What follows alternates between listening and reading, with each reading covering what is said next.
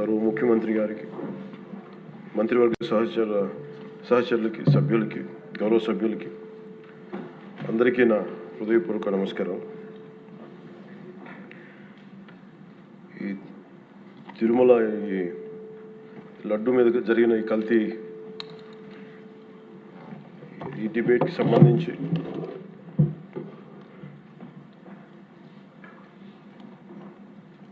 $68 లక్షల కిలోల నెయ్యి అని చెప్పే ఒక కల్తీ నెయ్యిని వాడారు. దీని మీద ఫస్ట్ ఇది ఎలా బయటకు వచ్చింది? గవర్నమెంట్ ఫామ్ అయిన కొత్తలో గౌరవ ముఖ్యమంత్రి గారు ఎన్డీఏ మీటింగ్ మమ్మల్ని అందరినీ పిలిచి కండక్ట్ చేసినప్పుడు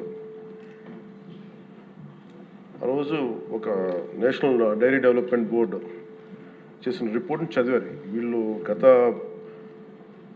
పాలనలో ఇది కూడా జరిగింది అనేది టీటీడీ బోర్డు వారి పాలక మండలి చేసిన ఇది కూడా జరిగింది అనేది తెలియజేశారు. అంతే, అక్కడితో అయిపోయింది అధ్యక్ష. దాన్ని అంతకు మించి ముందుకు తీసుకెళ్ళాలి. లేదంటే నేను అది విని నాకేమనిపించిందంటే ఇలాంటివి కూడా జరిగినాయా? ఎందుకంటే ఆల్రెడీ గతంలో తిరుమలకి పైకంతా వెళ్ళినప్పుడు కొంత స్థానికంగా కొంత చెప్పింది, తిరుమలలో చెప్పింది ఇవన్నీ కోరిలేట్ చేసుకొని కొంత ఆ ప్రసాదం కూడా క్వాలిటీ లేదని ఎలా చేశారు ఏంటో అనుకున్నాం. కానీ ఒక గబుక్కుని ఒకళ్ళ బ్లేమ్ చేయడం అనేది చాలా ఆలోచించి మాట్లాడుతాం. ముఖ్యంగా పబ్లిక్ లైఫ్లో ఉన్నాం కానీ బాధ్యతగా ఉన్నాయి మా పొజిషన్లో. అలాంటిది అసలు ఈ నెయ్యిలో కల్తీ జరగలేదు ఇవన్నీ వాళ్ళు మాట్లాడుతుంటే దాని మీద చాలా కంప్లీట్ వివరణ ఇవ్వాల్సిన అవసరం ఉంది అనిపించింది అధ్యక్ష. ముఖ్యంగా గత ప్రభుత్వ పాలనలో ఉన్నప్పుడు ఎక్కడా కూడా దేవాలయాల మీద దాడులు జరిగినా ఇంకోటి జరిగినా ఎక్కడా కూడా మేము దోషుల్ని పట్టుకోండి అని చెప్తా వచ్చాం తప్ప ఎక్కడా కూడా మీరు చేయించారని కానీ మీరు ఉన్నారని కానీ ఎక్కడ ఎందుకంటే తక్కువ అలా కూర్చోబెట్టి ఎలా పడితే అలా మాట్లాడటానికి బాధ్యత ఉంటాం కాబట్టి అలా మాట్లాడలేము. అలాగే ఇది కూడా గౌరవ ముఖ్యమంత్రి గారు రోజు ఎన్డీఏ సభలో చెప్పినప్పుడు మాకు కూడా ఏమనిపించిందంటే దీన్ని ఎలాగా అడ్రస్ చేయాలో నాకైతే ఇంటికి వెళ్ళాక నాకు అర్థం కాలేదు. ఇలాగ యానిమల్ ఫ్యాక్ట్ కూడా కలిసి ఇది ఎన్డీడీబీలో వచ్చింది అని నేషనల్ డైరీ డెవలప్మెంట్ బోర్డు దాంట్లో. సో ఇవన్నీ కూర్చోబెట్టి మాట్లాడుతున్నప్పుడు నేను తర్వాత మార్నింగ్ నేను ట్వీట్ చేశాను అధ్యక్ష. దాని మీద ఎందుకు ట్వీట్ చేయాల్సి వచ్చిందంటే వరుసగా నన్ను ట్యాగ్ చేస్తే చాలా మెసేజ్లు వస్తూ ఉన్నాయంట. నా ఆఫీస్ నుంచి అన్ని పంపించేటప్పటికి నేను చూసాను ఏం జరిగిందంటే మీరు ఎవరు మాట్లాడరేంటి, ఇలాంటి రిపోర్ట్ ఉన్నప్పుడు కూడా మీరు ఎవరు మాట్లాడరు ఏంటంటే అప్పుడు నా ఉద్దేశం ఏముందంటే ఇది ఈ దేవాలయాలు జరిగే ఇలాంటివన్నీ ఇవన్నీ కూర్చోబెట్టి దీనికి ఒక రక్షణ ఒక సనాతన ధర్మ రక్షణ బోర్డు లాంటివి ఉంటే బాగుంటుంది. ఎందుకంటే ఇలాంటి కూర్చోబెట్టి చాలా న్యూట్రల్గా చాలా ఆబ్జెక్టివ్గా చేయొచ్చు ఇవి అనే ఉద్దేశంతో నేను పెట్టాను అధ్యక్ష. నాకు గిల్ట్ ఎక్కడొచ్చిందంటే అరే ఇవన్నీ మనకి లాస్ట్ 2-3 ఇయర్స్ మా టెంపుల్ దగ్గర తిరుమలకి వెళ్ళినప్పుడు కూడా గౌరవ మంత్రివర్యులు మనోహర్ గారు మేము వెళ్ళినప్పుడు మా దృష్టికి చాలామంది తీసుకొచ్చారు అధ్యక్ష. మేమే 2-3 పర్యాలు మేమే మాట్లాడుకున్నాం. సో నాకు అవన్నీ గుర్తొచ్చి అరే మనకి తప్పు జరిగింది తెలిసి మనం దాన్ని సరిగ్గా తీసుకెళ్ళకపోయిన ఒక పశ్చాత్తాపంతో నేను ఒక దీక్ష చేశాను అధ్యక్ష. ఆ తర్వాత దాన్ని అందరూ అన్ని రకాలుగా తీసుకెళ్ళారు సార్, 3 పార్టీస్. అలాగే మాకు తర్వాత మొన్న గౌరవ ముఖ్యమంత్రి గారు మనకి కేశవ్ గారు మా క్యాబినెట్లో కూర్చున్నప్పుడు మా దృష్టికి తీసుకొచ్చింది అసలు ఈ నెయ్యిలో నెయ్యే లేదనేది చాలా స్పష్టంగా తెలియదు.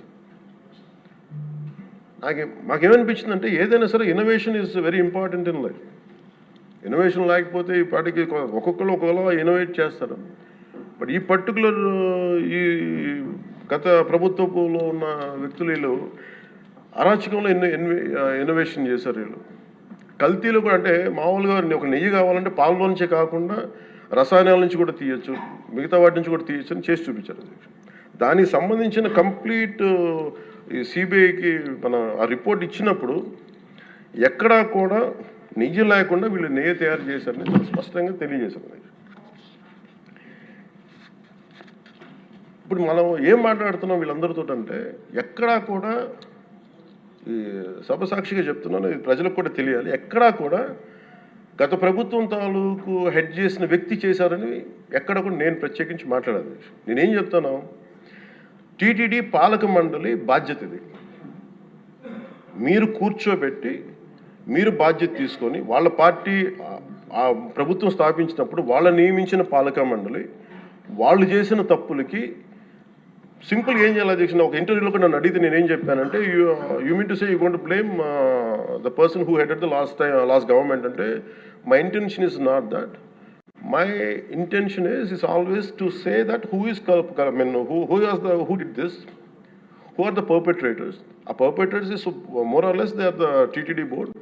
Let them be accountable for that.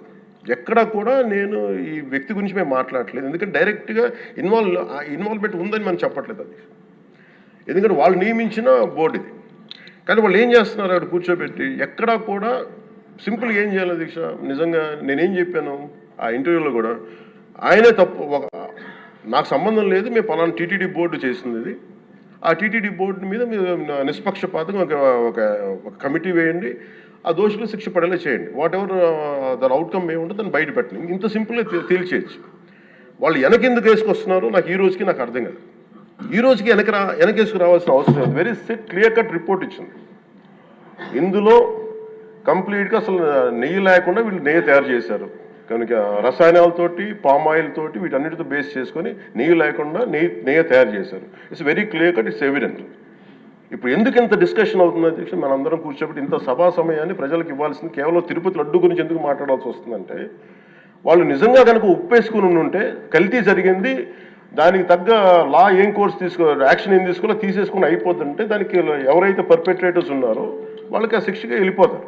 అలా కాకుండా అసలు ఆ నెయ్యిలో కల్తీ లేదు, యానిమల్ ఫ్యాట్ లేదు, రిపోర్ట్ ఇచ్చిన తర్వాత ఇవన్నీ